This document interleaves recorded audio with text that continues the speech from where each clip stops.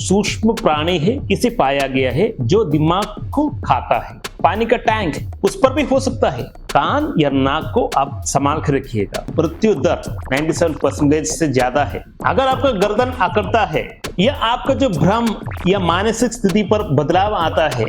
नमस्कार दोस्तों, अगर आप केरल में आकर काम करते हैं, यहाँ पर रहते हैं, केरला में रहते हैं, तो ये जो समाचार आपके लिए बहुत ही महत्वपूर्ण है। समाचार ये है कि केरला में कुछ जगह पर, जी हाँ, सिर्फ कुछ जगह पर ही, हर एक जगह पर नहीं। फॉर एग्जाम्पल मैं देता हूँ, कोल्लम पर कटक्कल, यहाँ पर एक मंदिर है, कटक्कल देवी टेम्पल। इसका एक तालाब है। इस तालाब पर आपको दिमाग को खाने वाला अमीबा, एक सूक्ष्म प्राणी है, इसे पाया गया है जो दिमाग को खाता है। ध्यान रखिएगा किस तरह से जब आप एक तालाब पर डूबते हैं या मतलब तैरते हैं या किसी न किसी तरीके से इस तरह का जो पानी आपका नाक के अंदर घुस गया या कान के अंदर घुस गया, तो क्या होगा, आपका नाक और आपका दिमाग, इनके बीच पर एक छोटा सा सेपरेशन है। इस सेपरेशन से अंदर घुस जाता है ये जो सूक्ष्म प्राणी, और दिमाग के अंदर घुसते हैं ये खाने लगेगा आपको दिमाग को। ये ध्यान रखिएगा। 2 एंट्री पॉइंट्स है, कान और आपका नाक, यहीं से ही घुसता है। अब पानी पीते हैं तो कोई भी प्रॉब्लम नहीं होगा, मगर किसी न किसी तरीके से आपका नाक के अंदर इस तरह का पानी, जिन पर ये जो सूक्ष्म प्राणी अमीबा है, तो ये जो अमीबा, ये जो सूक्ष्म प्राणी आपका नाक कर होते हुए दिमाग को पहुंच जाएगा और आपका दिमाग को खाने लगेगा। कान या नाक को आप संभाल कर रखिएगा। अगर आप डूबते हैं तो भी या तैरते हैं तो भी, जिन तालाबों पर लिखा गया है कि यहाँ पर सूक्ष्म प्राणी है, अमीबा है, दिमाग को खाने वाला अमीबा है, इस तरह का लिखा हुआ है उस तालाब पर, तो वहां पर जाकर तैरेगा नहीं, वहां का पानी ही नहीं यूज करना बेहतर होगा। अभी भी ढूंढ रहा है केरला के जो एक्सपर्ट्स है, वो ढूंढ रहा है हर एक तालाब को, आपका कुआं हो जहां से आप पानी पीते हैं, हर एक का सैंपल्स लेकर टेस्ट कर रहा है ताकि वेरीफाई हो सके कि वहां पर भी ये है, ये कंफर्म करने के लिए, इस तरह का अमीबा है, ये कंफर्म करने के लिए टेस्ट चल रहा है। तो मैं सजेस्ट करूंगा अभी का टाइम के लिए, अगर आप किसी भी तालाब पर जाकर तैरते हैं, उसे आप ना करना ही बेहतर होगा। ये जो दिमाग खाने का अमीबा अगर आपका दिमाग पर चढ़ता है तो जो मरने का जो पॉसिबिलिटी है बहुत ही ज्यादा है।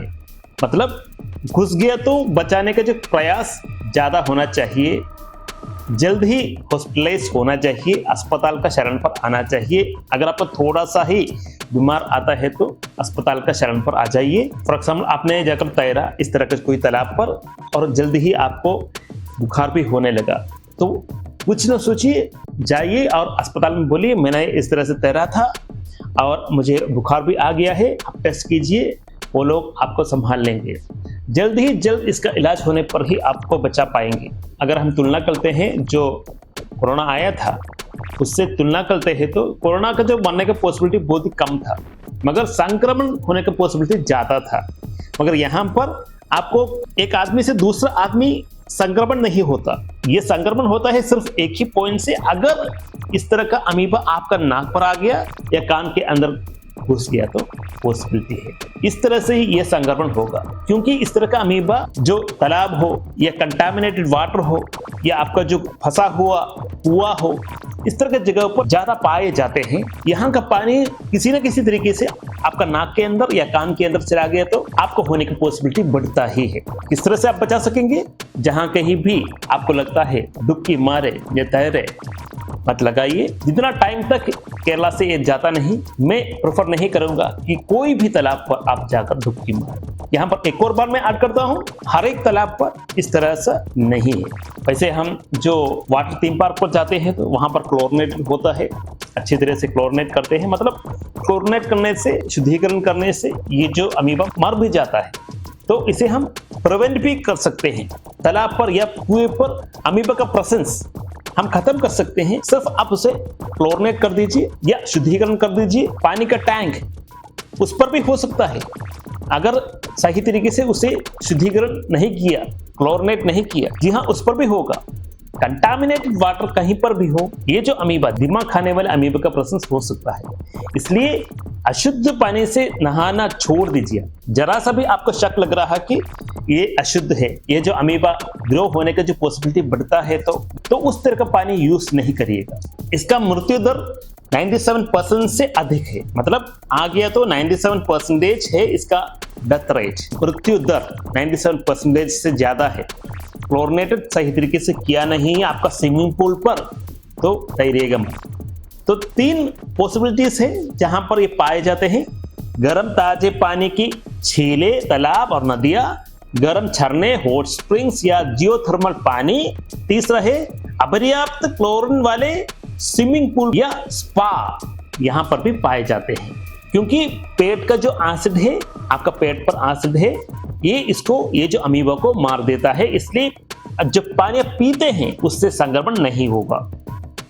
ध्यान पे रखिएगा, बहुत ही लीथल है। आपने इस तरह के जो पानी पर नहाया या डुबकी मारा, इसके 1 से 9 दिन के बाद ही इसका कोई भी ना कोई निशानी दिखाई देता है और तेजी से बढ़ता है।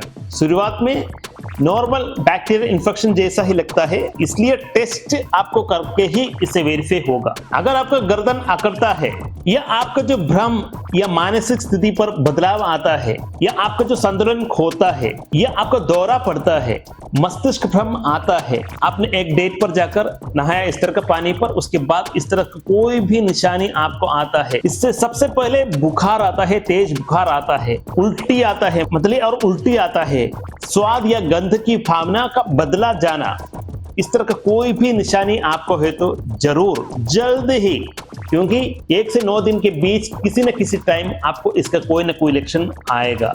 मैं प्रेफर करूंगा आप थोड़ा संभल के अच्छा क्लोरिनेटेड वाटर जो शुद्धिकरण किया गया है उस पर ही नहाएगा। नाक के अंदर जाने से, कान के अंदर जाने से बचिएगा। इसके लिए आप नोज क्लिप्स यूज कर सकते हैं, कान के लिए ईयर क्लिप्स होते हैं, उसे भी आप यूज कर सकते हैं। तो दोस्तों ये था आज का एपिसोड। आपको ये एपिसोड कैसे लगा?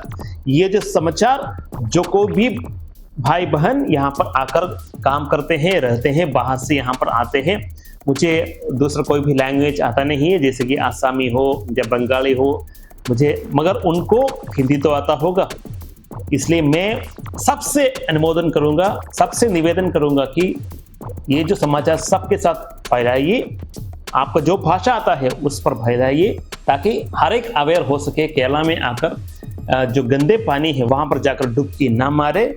क्लोरिनेटेड वाटर है, शुद्धिकरण किया है, चाहे स्विमिंग पूल भी हो वहां पर क्लोरिनेट है, देखिए, वेरीफाई करने के बाद ही डुबकी मारिएगा।